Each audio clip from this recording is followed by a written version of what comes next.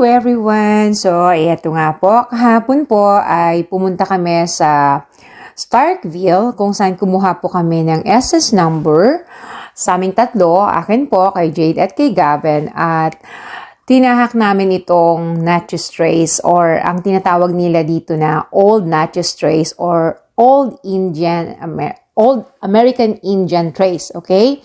Or cane tax. Sa European, ganon. So, ang Natchez Trace Parkway po is a 444-mile recreational road and scenic drive through 3 states. So, 3 state po ang nasasakupan niya. Okay?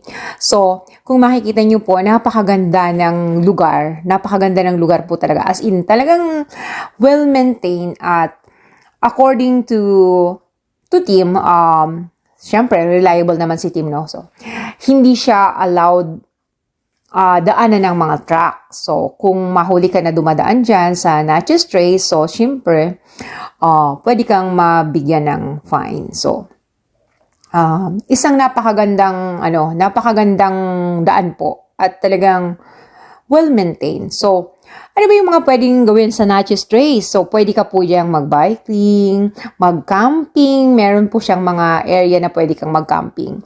So, meron din po siyang mga information sa bawat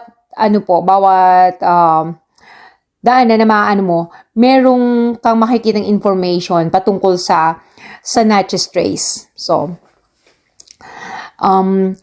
napakagandang lugar po. Tapos, along the way, marami kang makikitang taniman. May nakita kaming taniman ng cotton. Actually, nag-video ako doon. Kumuha ako ng 2 cotton. Sabi ko nga kay Tim, hindi ba tayo mapapagalitan? Sabi niya, no, they will not mind you getting some or few of them. I just wanna know how it grow, 'di ba? Kasi ang pagkakaintindi ko sa cotton, sa atin kasi sa Pilipinas kasi ang cotton, 'di ba, malaki ang puno, 'di ba? Tapos hindi ganoon, hindi gagaya dito. Dito bushes lang po siya. So maliit na puno lang siya. So ayan, kung nakikita niyo po, iyan ay taniman ng soybeans, 'di ba? So yung mga dilaw na nakikita niyo diyan, taniman niya ng soybeans. Tapos marami din kami naman nakita na yung para na siyang tunnel, tree tunnel. Ang ganda, nakakatawa, di ba? Para ng tree tunnel yung daan. Tapos, ano pa ba yung pwede natin gawin dyan sa Natchez Trace na yan? So, pwede kang mag-relax, di ba? So, pwede mong sa Tennessee daw, sa part ng Tennessee, ang Natchez Trace ay meron ka pang madadaan ng waterfalls, okay? So, syempre, hindi pa ako nakarating doon, kaya daw pa lang, di ba? Daw pa lang. So, meron pang mga, pwede kang mag-horseback riding, yung ganyan. So, picnic, di ba? Pwedeng mag-walking, date, ganyan. Diba? Mga ganuhan.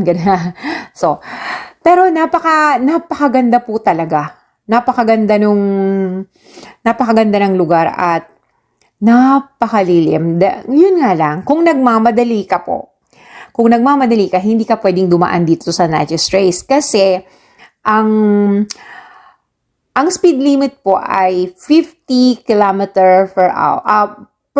50 miles per hour. So, hindi po kilometer, miles.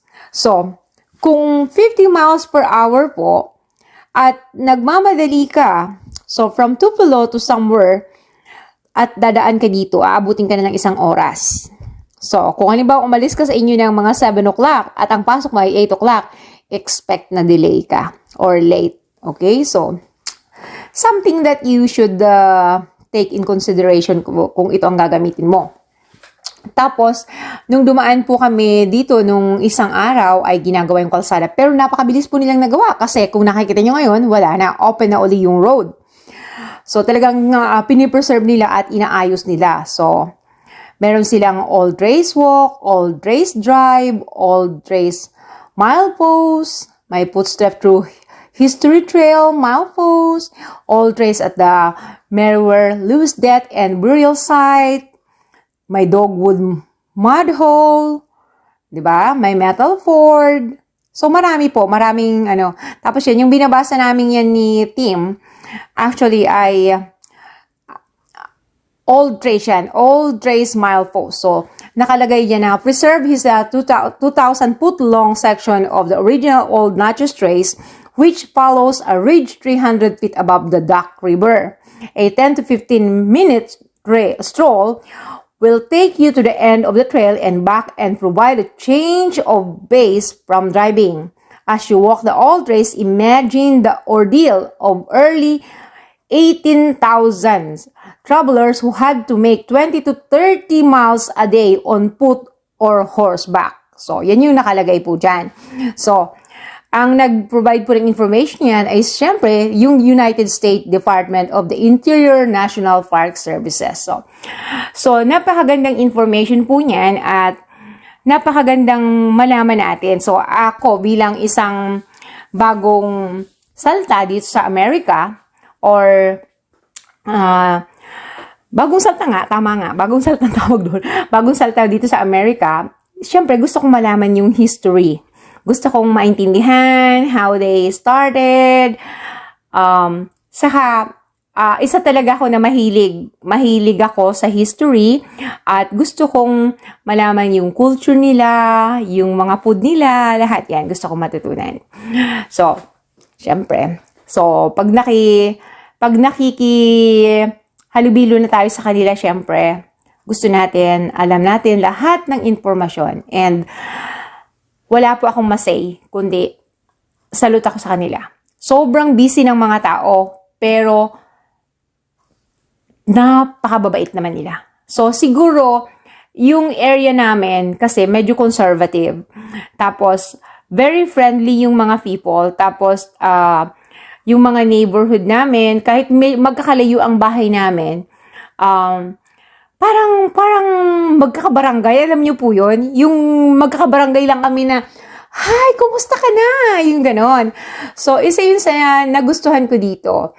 Like, nung Sunday, nag-church po kami, at masasabi ko na, talaga namang, welcome na welcome po kami. Meron pa kaming regalo na, meron pang binigay yung church na regalo sa amin bilang welcome gift, diba?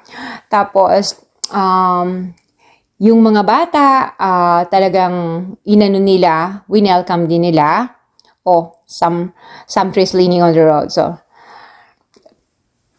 excuse me for that. So, na-distract ako. Tapos, medyo kakaiba dito. Even yung school nila, nagustuhan ko din yung school nila kasi secured.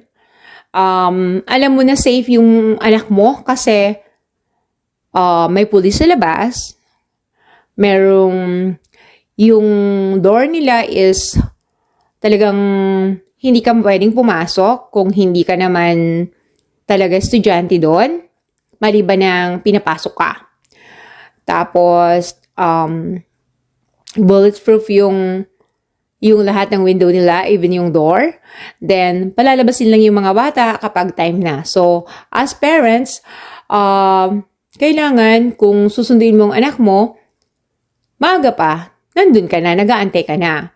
Tapos, kung naman magbabas ang anak mo, make sure na inaantay mo sa kalsada yung anak mo. Kasi, syempre, medyo kahit naman saang bansa siguro, kahit saang bansa, kailangan maingat tayo sa ating mga anak, di ba? So, that's all for today. Thank you so much for watching. God bless everyone. Bye-bye.